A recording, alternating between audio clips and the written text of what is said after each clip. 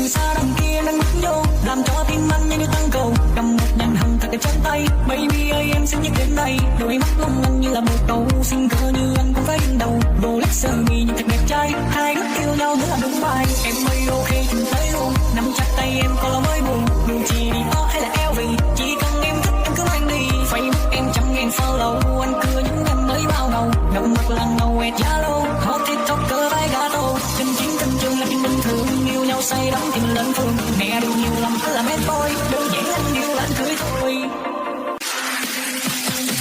Từ xa đằng kia nắng bước vô làm cho tim anh như tăng cầu, cầm một nhành hồng thật trên tay. Baby ơi em xinh nhất đến đây, đôi mắt long lanh như là một cầu, xinh cơ như anh cũng phải đương đầu. Rolex sơ mi nhìn thật đẹp trai, hai đứa yêu nhau nữa là đúng bài. Em ơi ok chúng tới luôn, nắm chặt tay em có lo mới buồn. Dù chỉ đi to hay là LV, chỉ cần em thích em cứ mang đi. Facebook em 100.000 follow, anh cưa những em mới bao đầu. Gặp mặt là ngầu quẹt Zalo, hot tiktoker vai gato. Chân chính tình trường là chuyện bình thường, yêu nhau say đắm thì mình lên phường. Mẹ điều nhiều lắm là mét boy,